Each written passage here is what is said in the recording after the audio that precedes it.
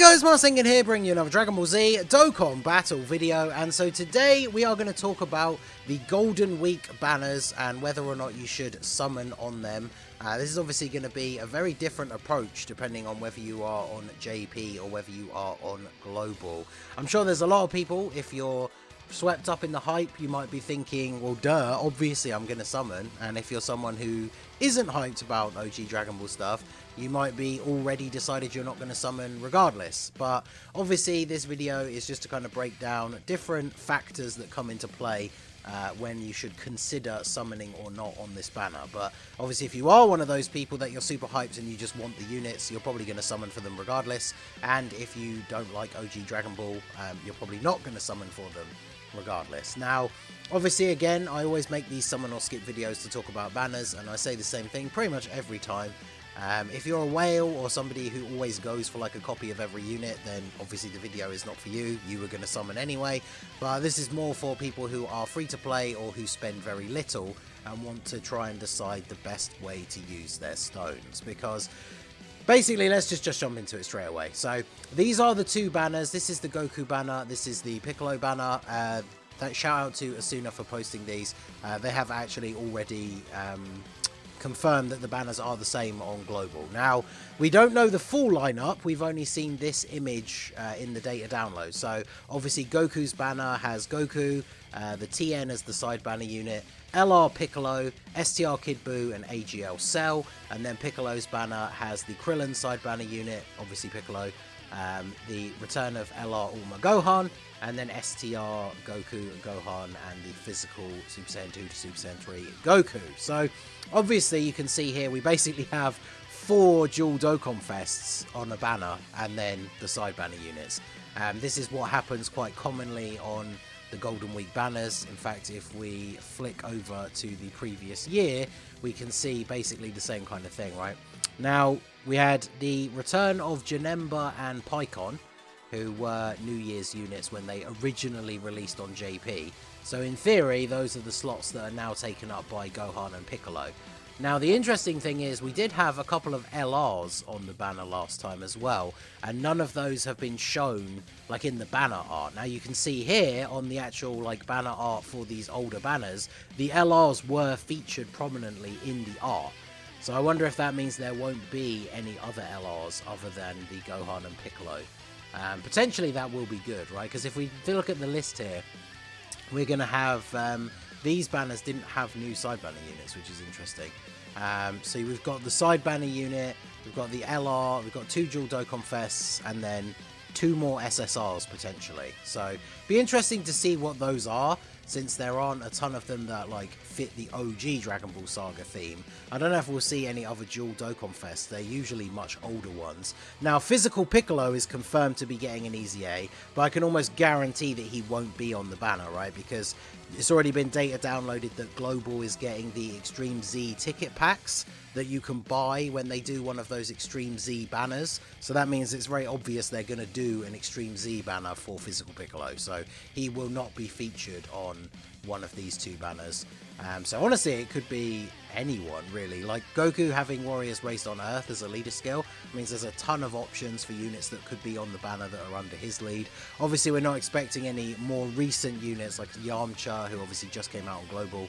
Not expecting any of those to come out. So the 2 other SSRs that end up being featured on the banner could play a major factor. So now let's think about the big thing when it comes to whether you should decide to summon on a banner, which is what is coming up in the future. Now we'll start with JP, because this is obviously a lot easier to cover, because essentially we don't know, right? The only thing we know for sure is that the worldwide download celebration is going to be on, as always, at the end of August. If it's anything like last year, the new units for the worldwide download celebration will be incredibly good. Cooler and Birdcoo were considered like the 2 best units in the game when they came out, so obviously it'll be interesting to see. Well, actually, I think Tanabata Does Tanabata happen before Worldwide on JP? I think it does, right? So JP already had Goku and Vegeta, but those guys were considered the top 3, and people were putting them in different orders. I said Goku and Vegeta, but I meant Vegeta and Trunks. And Global obviously gets them after the Worldwide Download Celebration. So that is actually something you will have to bear in mind for JP, is what is the Tanabata LR and Part 2 LR going to be? Because there's something that will be coming up fairly soon in the future.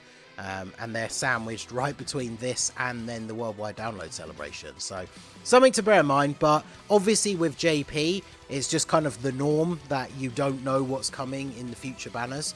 So it kind of just comes down to analysing these banners for their own actual value as to whether you want to summon on them or not.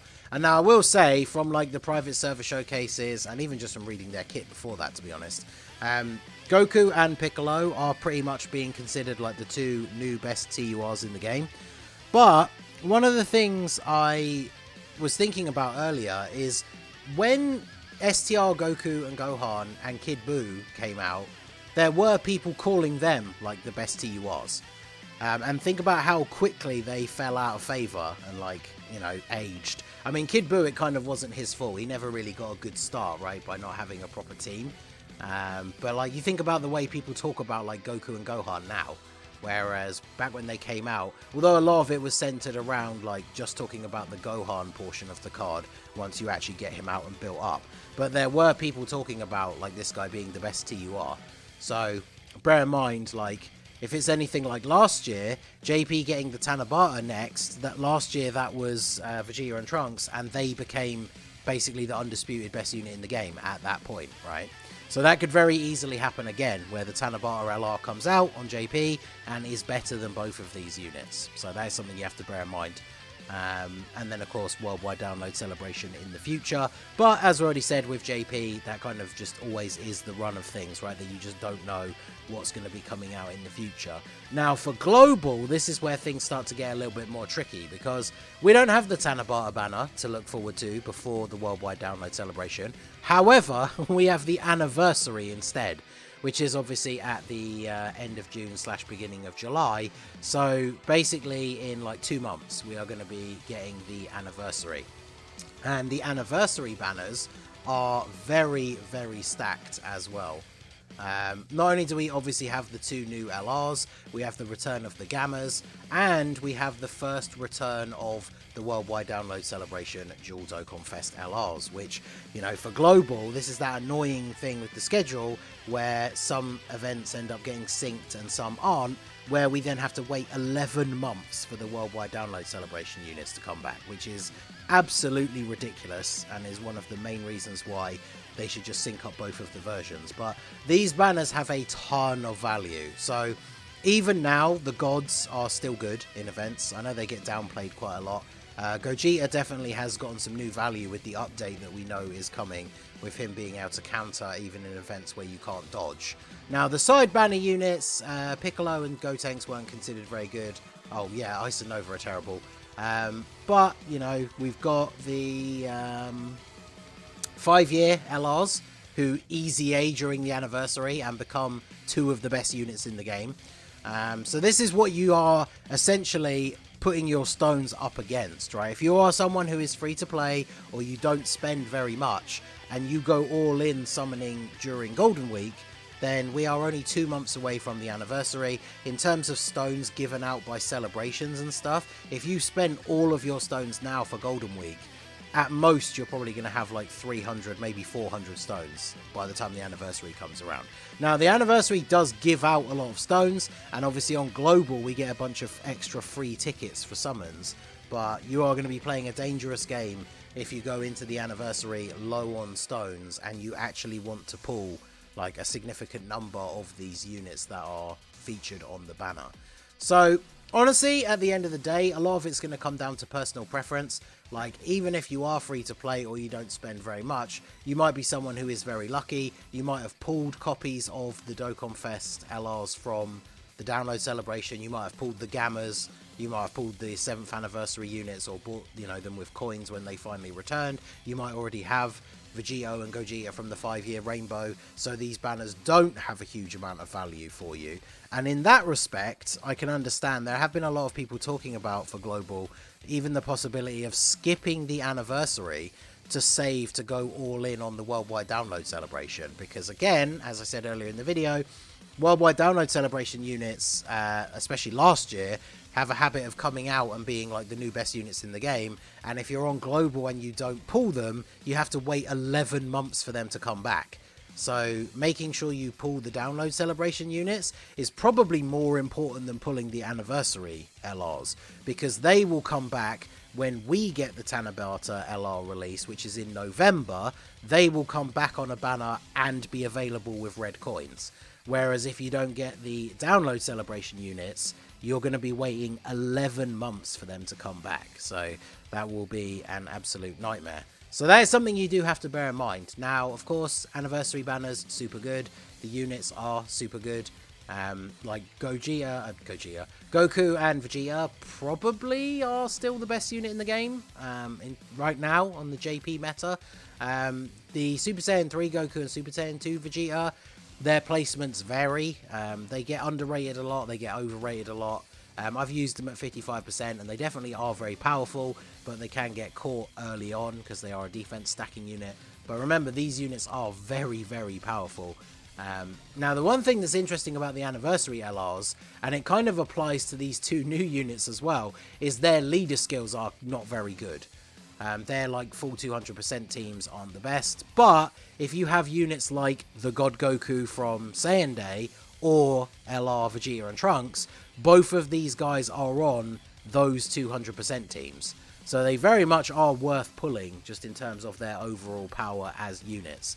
So that is something you are going to have to bear in mind. I also have seen data downloaded that we are going to be getting the Dokkan Fest tickets, A and B. Although I believe for Golden Week, those are just the ones that you can buy.